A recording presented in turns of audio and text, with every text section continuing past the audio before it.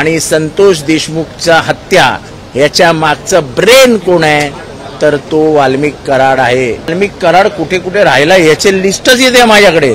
अर्थमंत्री आहेत, ते जर म्हणत असतील की मी 2100 बोललोच नव्हतो तर बोललोच नव्हतं, मग एकनाथ शिंदे खोटं बोलत होते असं त्यांचं म्हणणं आहे, सुनील तटकरे खोटं बोलत होते असं त्यांचं म्हणणं आहे। आता दोघांनाही खोटे ठरवणारे अजितदादा खरे आहेत। वाल्मिक कराडाचा ज्या ज्या ठिकाणी राहिला होता त्या सगळ्या बातम्या येत आहेत।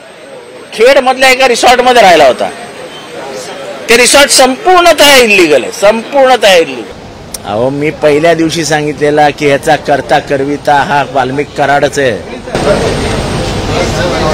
वाल्मिक कराडच आहे।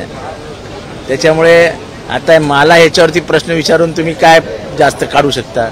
जेव्हा कोणी बोलत नव्हतं, कोणीही बोलत नव्हतं, तेव्हा जितेंद्र आव्हाड बोललेला की अवादा कंपनीचा खंडणी आणि संतोष देशमुखचा हत्या याच्या मागचं ब्रेन कोण आहे तर तो वाल्मिक कराड आहे।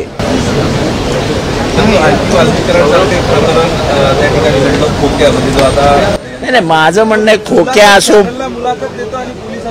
खोक्या बोक्या टोक्या मोक्या याच्याशी आम्हाला काही घेणं देणं नाही, पण पोलिसांची लाजच घालवली त्यांनी। काहीतरी टीव्ही नाही, कोणाला मिळाला तो, एका टीव्ही चॅनलला मिळाला आणि पोलिसांना मिळत नाही। म्हणजे आपली जी गुप्तहेर यंत्रणा आहे जी आजपर्यंत महाराष्ट्राला अभिमानास्पद वाटायची, म्हणजे आता तर वाल्मिक कराड कुठे कुठे राहिला याचे लिस्टच येते माझ्याकडे।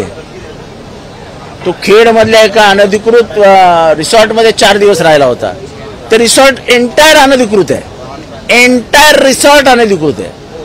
तिथे तो मस्त पोहत होता, मटण बिटन खात होता, मालक त्याच्या सेवेला जात होता। त्या लॉजची त्या रिसॉर्टची चौकशी करा, त्या रिसॉर्टमध्ये एकही परवानगी घेतलेली नाही। अनेक तक्रारी करून सुद्धा ते रिसॉर्ट आहे तसं उभं आहे। आणि ह्यांचे हे अनधिकृत काम करणाऱ्यांचे संबंध अनधिकृत लोकांशीच असतात। ते रिसॉर्ट अनधिकृत आणि वाल्मिक कराड अनधिकृत, दोघंही अनधिकृत एक झाले आणि त्याची राहायची सोय झाली।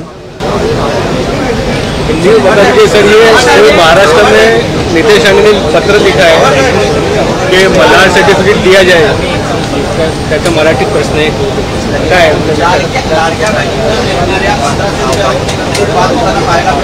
राष्ट्रवादीच्या जाहीरनाम्यामध्ये प्रदेशाध्यक्ष सुनील तटकरे यांनी 6 नोव्हेंबर 2024 ला घोषणा केली होती की आम्ही आलो तर एक विशेष देऊ, पण हेच मंत्री दादा उपमुख्यमंत्री आणि राष्ट्रवादीचे अध्यक्ष हे नकार देत आहेत। मी तसं काही म्हटलं नव्हतं।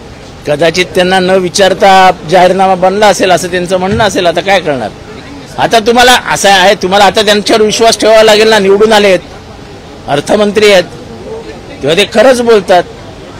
ते जर म्हणत असतील की मी 2100 बोललोच नव्हतो तर बोललोच नव्हतं, मग एकनाथ शिंदे खोटं बोलत होते असं त्यांचं म्हणणं आहे, सुनील तटकरे खोटं बोलत होते असं त्यांचं म्हणणं आहे। आता दोघांनाही खोटे ठरवणारे अजितदादा खरे आहेत हे मानलं पाहिजे आपण, यात काय मोठे।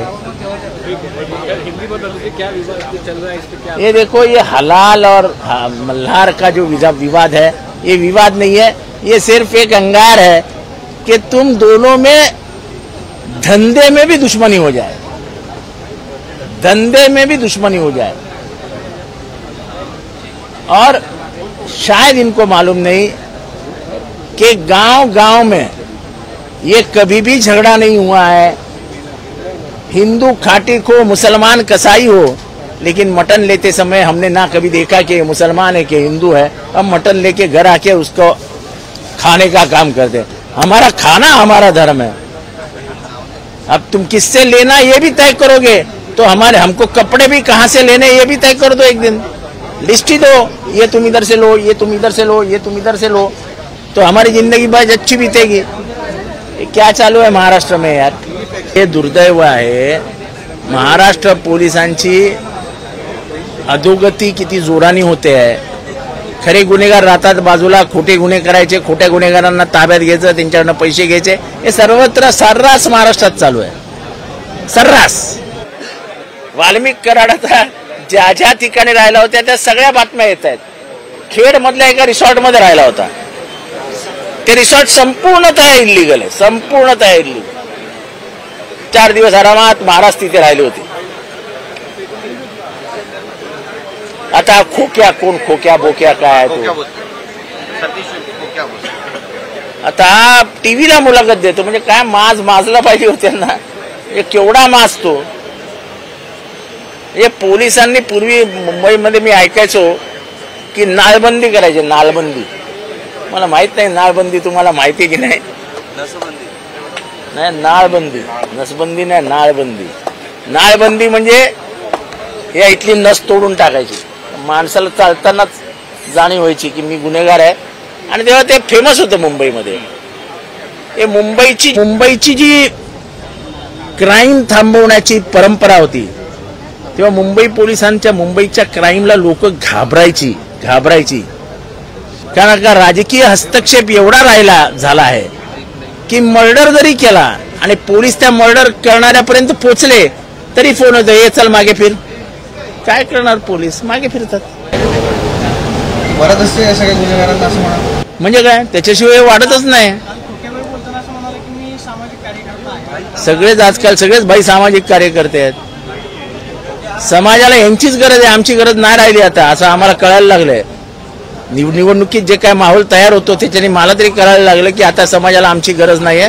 समाजाला असल्याच लोकांची गरज आहे ज्यांच्याकडे खूप पैसा आहे खूप दादागिरी करू शकतात पाहिजे तेव्हा पैसे देऊ शकतात अशाच लोकांची गरज आहे. खरे सामाजिक कार्यकर्त्यांची गरज नाही. अशाच नवनवीन अपडेट्ससाठी डिजिटल कोल्हापूर चॅनेलला सबस्क्राईब करायला विसरू नका. आमच्या फेसबुक इन्स्टालाही नक्की फॉलो करा.